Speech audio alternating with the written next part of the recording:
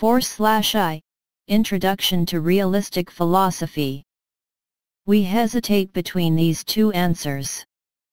We see traces of it elsewhere in the Bible with Sheol. Sheol is the stay of shadows where there is no joy or joy.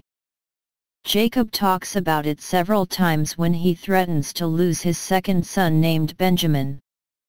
If I lose it, my white hair will go down in tears to Sheol.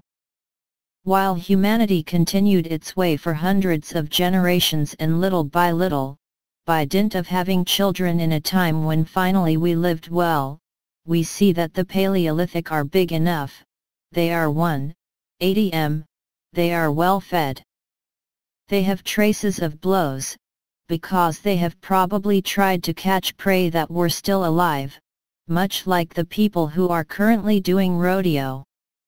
And then, little by dint of seeing humanity grow, words began to disappear, to become more rare. We had to invent another form of survival than hunting and gathering. This is called the Neolithic, and it is the invention of agriculture, and it is the invention of breeding. Only you have to invent everything. It means that when you start to harvest the seeds of nature, to sow them, these seeds are not very productive. It is not wheat that we have that is a wheat that has been sorted over thousands of generations and now gives huge grains. At the time they are very fragile grains. On the other hand, as we do not know anything, we have no tools, a simple hail, a sunburn too strong can ruin the harvest.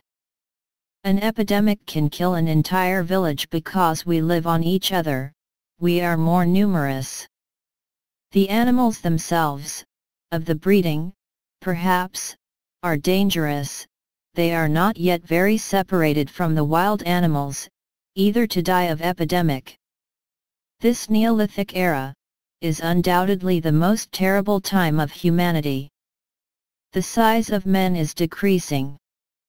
A tall man, at that time it is often a man who measures maximum 1.60 m, because the food is much harder to find. Well, logically, and in relation to this terrible age, another religion appears. What can be most harmful to humanity, to the village, to the small towns that at the time appear everywhere? What can hurt the most is a climatic hazard. He can destroy all cultures and see all these children perish the next winter, in famine. It can also be a disease, which we do not know at the time, because we do not know what a microbe is, which we consider to be a demon attacking. We also see, it is very interesting to read the Bible at this level, we see very clear traces in the Bible. We see that the plague is an angel of God striking the people, still in David's time. David saw the angel that struck the people with the plague. Consequently, and out of interest, one answers the questions of wisdom by another solution. We consider that the sun, the moon, the stars but also the wind, the rain, are gods, and that we must get along with them. This is because if we do not get along well with them, they can take revenge terribly and tear us away from our family. The age is very hard at that time, much more than at the Paleolithic, so as a consequence we start to say logically, that to flatter these gods who are so dangerous it would be good to offer them what we have of more valuable. It was at that time that human sacrifices appeared in the whole world. We do not only offer a foreign prisoner. There is much more valuable to offer, for example, his eldest son. The Bible kept its traces, when it says, "You will redeem the life of your elders through a sacrifice, namely a cow that you will offer to God." There are traces of these ancient human sacrifices. We are logically Neolithic. The Bible also portrays some of these sacrifices in question.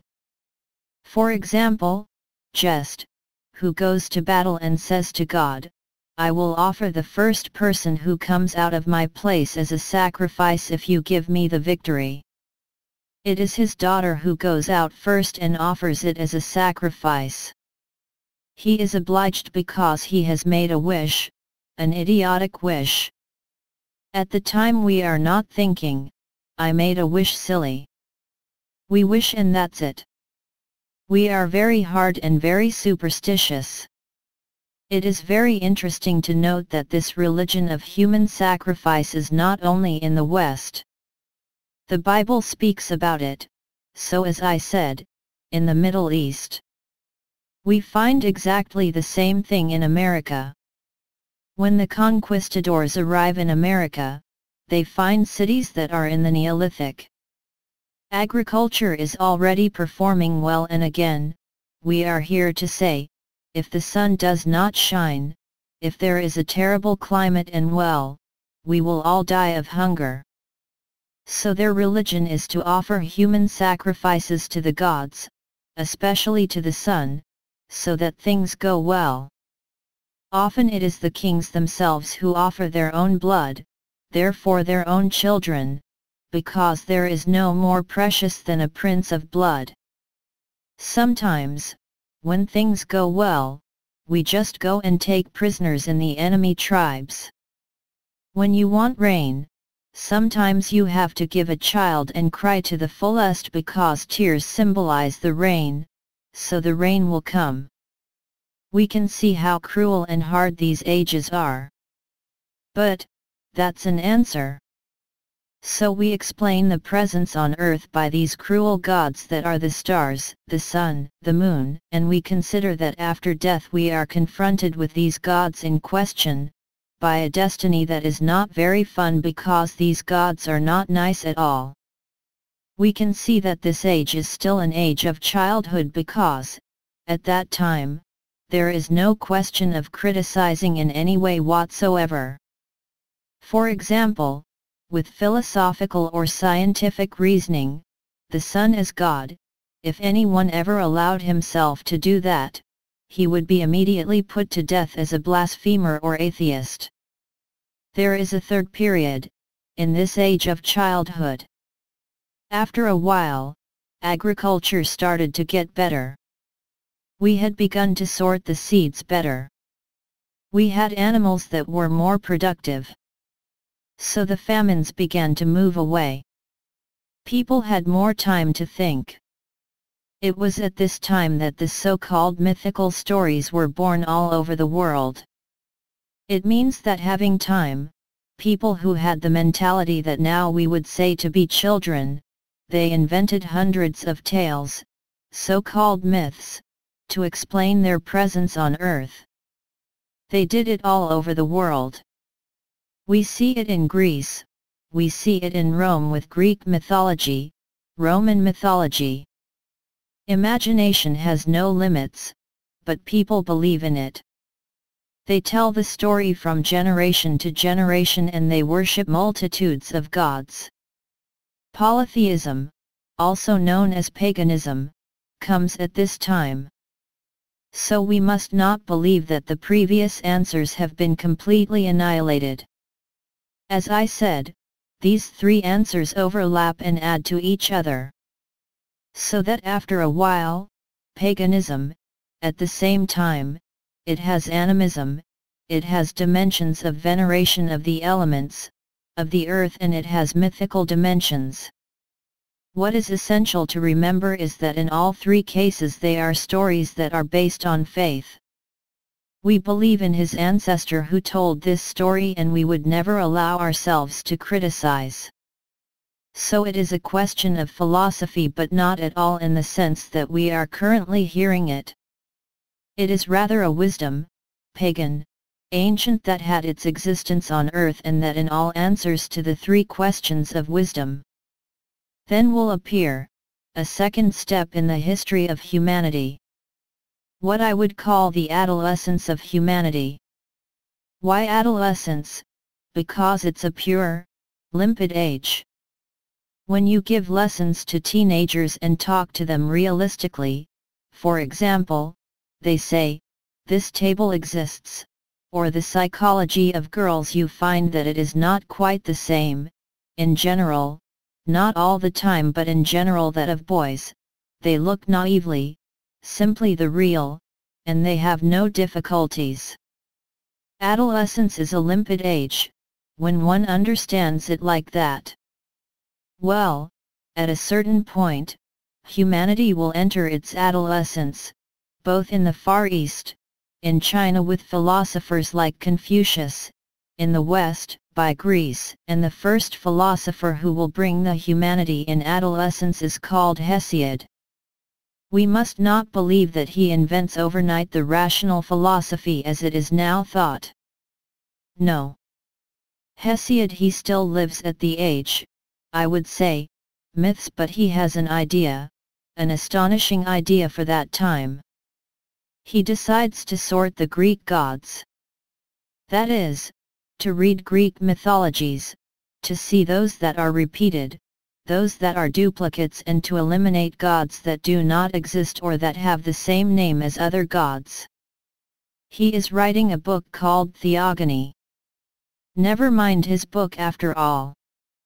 What is important is that with Hesiod, a first eye of philosophy opens. The eye of critical reason. It means that he does not just repeat, in awe, the myths told by his parents, but that he gives himself the right to criticize them, to sort them out. So, of course, it remains in the myths, but it is a first step for the West. It is the opening of the first eye of reason. Why I say it's the opening of a first eye? Because Greek philosophy, in fact, it will open little by little both eyes. On the euro coins, in Greece, we see that there is an owl represented. The owl is the symbol of Greek philosophy, as it was born in the West and as it was given to other countries of the West. Why? Because the owl, he does not see the day, he sees only the night. A little like philosophy that does not see the explanation of all things, but has eyes open to see anyway, what can be considered visible in this world. The first eye of philosophy is the critical sense. That means that the philosopher will not systematically believe what his parents told him. He wants to look, he wants to sort, he wants to have a look at what he is taught. But the second eye of philosophy, it is not Hesiod who will open it. It is another later philosopher named Socrates. It is the eye of the observation of reality. This is another story that I will tell now, but before moving on to Socrates, who will open the second eye of philosophy, I would like to show a little more about Hesiod to explain how things have progressively progressed. A genius is actually someone who is on the shoulders of another genius.